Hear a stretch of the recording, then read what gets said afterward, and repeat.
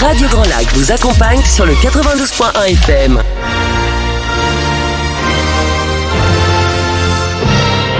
Your English Weekly. Your English Weekly. La chronique 100% en anglais de Radio Grand Lac avec Sinead.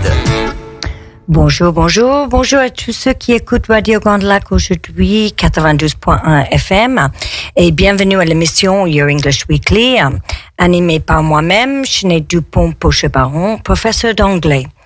Cette émission stimule la langue anglaise et toutes les semaines une expression anglaise. Vous pouvez écouter toutes les semaines le mardi de 12h15 à 12h30 et chaque semaine vous découvrez soit un nouvel article inspiré de La Guardian, du magazine Vocab, un étudiant du Your English Workshop ou quelqu'un de l'université comme aujourd'hui. Vous pouvez réécouter cette émission sur YouTube. Cette émission est aujourd'hui sponsorisée par Your English Workshop, qui est un centre de formation pour l'apprentissage de l'anglais certifié Calliope. Restez à l'écoute pendant les 15 prochaines minutes pour notre expression de la semaine et notre conversation en anglais avec Gilles Morin et quelques nouveaux mots de la semaine. La leçon cette semaine est de le niveau C1. Donc, bonjour. Hi, Jill. Sinead here. How are you today? Fine, and you, Sinead? Very well, thank you, and welcome to Your English Weekly. Thank you. So, Gilles, aujourd'hui, you're with us today from the University of Savoie-Mont-Blanc. So, Gilles, before we introduce you to our audience, do you know the expression of the week, a black hole? No, I don't know an expression with black hole. But in astrophysics, a black hole is a very massive object in which nothing can escape, not even light. Ooh, okay. So we're going to have to wait till the end of the program to find out what the expression a black hole means. So, of course, in physics, it's not the same.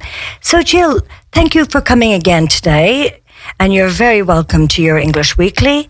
Can you introduce yourself to our listeners? Of course. My name is Gilles Morin. I'm an associate professor at the University Savoie-Mont-Blanc. I teach physics at the bachelor's and master's levels, and I do my research at the Laboratoire d'Annecy de Physique des Particules. My research field is gamma-ray astronomy, a science that uses particle physics to study the most violent phenomena in the universe. Okay, so today our subject is going to be about the physics. Fantastic.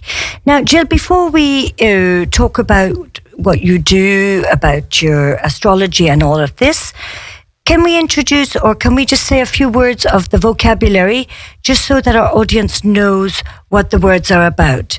So, for example, some of the words that they are going to hear today, can you explain them first? For example, matter. What does matter mean? Yes, the matter is just a substance. Okay. Yeah. And gamma rays. What are gamma rays? Gamma rays are the most energetic particles of light that exist. A photon more energetic than ultraviolet and X-rays, but most people know about these rays because they turned Bruce Banner into the Hulk. Ah, yeah. Okay. And the Big Bang. The Big Bang is the beginning of the universe. And afterglow? Afterglow is the light which comes after. Okay. And of course now we know what the black hole is. Okay, so do you want to start your little talk about what you do and about the astronomy and the physics? Yes, of course. As I have said before, gamma rays are the most energetic particle of light that exist. A photon more energetic than ultraviolet and X-rays. On Earth, low-energy gamma rays are produced naturally or artificially as a result of nuclear reaction. They propagate in a straight line and can travel several hundred meters in the air before being absorbed. And a strong thickness of matter or concrete is necessary to stop them. Their power to penetrate and ionize matter gives them the ability to create significant damage to living cells. Fortunately for us, their presence is very weak on Earth, and the water around the nuclear reactor core stops them. In the universe, many sources of gamma rays exist. The sun emits a lot of them at low energy, but fortunately for us, they are totally absorbed by the upper atmosphere. What interests astrophysics are gamma rays at the highest energy. They are produced during violent phenomena such as supernova remnant, coalescence of two black holes, or pulsar wind nebulae. But the most mysterious remains the gamma ray burst. Gamma ray bursts are immensely energetic explosions that have been observed in distant galaxies. They are the most energetic and luminous electromagnetic events since the Big Bang. The burst at high energy can last from 10 milliseconds to several hours, and a longer-lived afterglow is usually emitted at low energy. The intense radiation of most observed bursts is thought to be released during a superluminous supernova when a high-mass star implodes to form a neutron star or a black hole. Okay, so all of this now is going to tell us about what you do. Yeah. Today's physicists try to observe and understand these transient phenomena, from radio wave to gamma rays at the same time. As these phenomena are very short, we need instruments that react extremely fast. The detection of high-energy gamma rays that reach the Earth is based on a particle physics phenomenon. When a gamma ray enters the atmosphere, it will generate a shower of particles, like a shower of water but with particles. Mm-hmm. Indeed, its energy will be converted into material particles. The higher the energy of the gamma, the more particles it will generate. So the gamma ray and most of the showers never reach the ground level. The formed particle will propagate in the atmosphere, creating a faint blue light by a phenomenon called Cherenkov effect. The observation technique consists of detecting this quick flash of blue light using several telescopes at the same time and therefore from different angles. Complex numerical processing is then used to reconstruct the properties of the shower to deduce those of the gamma ray. Several telescope arrays have already made it possible to observe the sky with eyes capable of seeing gamma rays. But today scientists, including myself, are building a new generation of ground-based observatory, the CTA Observatory, with more than 60 telescopes distributed on two sites, one in the northern hemisphere, in the Spanish Canary Islands, a second in the southern hemisphere in Chile. CTA will be the largest and most sensitive high-energy gamma-ray observatory. Each array will be composed of telescopes of three different sizes: small, medium, and large telescope, each with their own specialties. Mm. Okay, that's very interesting, with their own specialities. Okay, tell us about the prototypes. Yes, today a prototype of a large telescope has already been built in Spain. It starts to follow the first alert coming from the sky. It is already working, almost as expected, but there are still some adjustments to be made.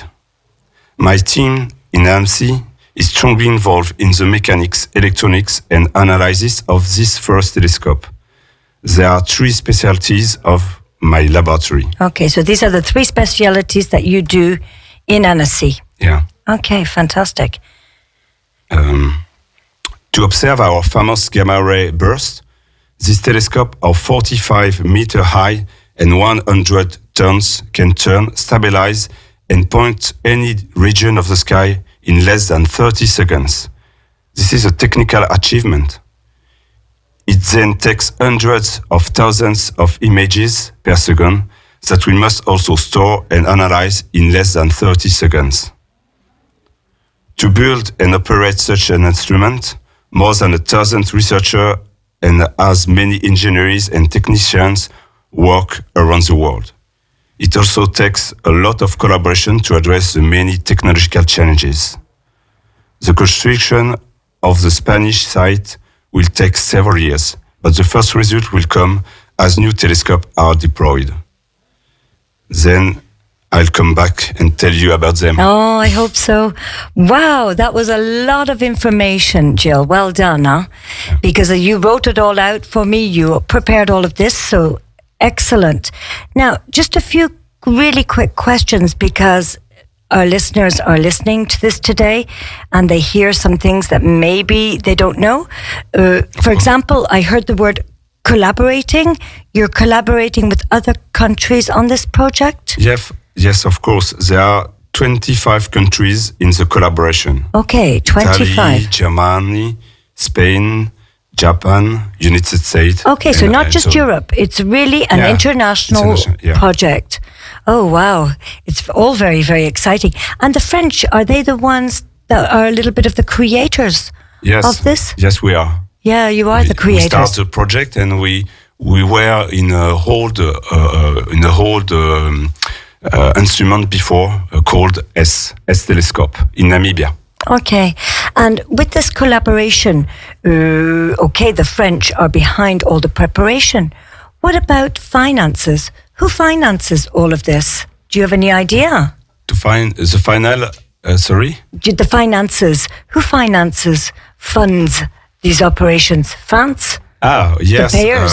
Yes, all the country, in fact. Okay, but French, all the countries. Yes, French participates to the funding. Okay, and the French also are the main actors of the knowledge and all of the technical work, I presume. Of course. Yeah, okay. So when did you start this project? Something around 10 years ago, I think. Okay, so it's not that old either. It's quite a recent project. Yes, but there are projects before. Okay, yes, there were projects before. And with the latest findings that you have found in Chile and in Spain, are you happy with the findings? Of course, yes, we are happy, Yeah. Were they more than what you were expecting? Did they exceed your expectations? In fact, for the tracking of the gamma ray burst, we just have to wait and have some luck. Okay. But we have luck, yes, but I can't talk about that today. Of course not, but no secrets. We don't want any secrets. Okay. And when you're storing all of this, do you have special equipment to store this? What do your teams do with the work that you find? Is it kept? Is it looked at? Is it then put away? Is it reused again then after for comparing? Yeah. What do your teams do with this with the data they receive? We try to understand how astrophysical objects works. In fact, yes. Okay. That's a big question, and we also try to see if the physics law in the universe are the same. Of course. There are two big questions. Yeah. And so this is what you're permanently looking at, of course. And I know that we always say, have you had any major problems? But I know you had a funny phenomenon not so long ago in the Canary Islands, where you have put up one of your telescopes. Unfortunately, the volcano erupted. Yeah, we don't have luck for that. We just have to wait for I think 3 months. And after we had to clean the telescope because there are a lot of ashes everywhere. And other than that, have you had any other problems with your telescopes? What are some problems that you might come across with your telescopes? Oh, we can have some storm. Yeah. We have already have a storm, but yes, we can have some mechanical problem or computing problem with caused by cluster, weather, caused by natural phenomena like an erupting volcano. Okay, well, let's come back to the expression. Now, a black hole, Jill, of course, you knew what it was in physics, but and as an expression, a black hole can be, for example, any place, region, or thing in which things seem to disappear. For example, my cupboard is just a black hole of clothes and things I can never find. So it's also somewhere where things just go missing, where you can't see in a bit like you said for the physics. Also, we use the expression as well when we say someone has committed something terrible or has been sent to jail or whatever. They can be considered a black hole because they have no light coming in and they've just got a tiny little hole to receive food and to talk to someone. So a very hostile, dull place with no light is also an expression with the black hole. Well, that's all from us today. But if you wish to listen to this podcast again, don't hesitate to find us on YouTube. Jill, thank you very much for coming today and talking with us and giving us all of this information about your telescopes and the gamma rays and things that we don't usually hear in English. So thank you again for coming. Thank you too. Now, dear listeners, please stay tuned. We'll have Patrick Masson, who's coming to talk about the telethon with the big boss, with the director of the telethon today. And that's all from us today at Your English Weekly. Bye to you from us at you.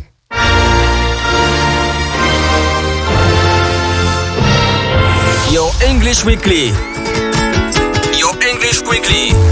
La chronique 100% en anglais de Radio Grand Lac avec Sinead.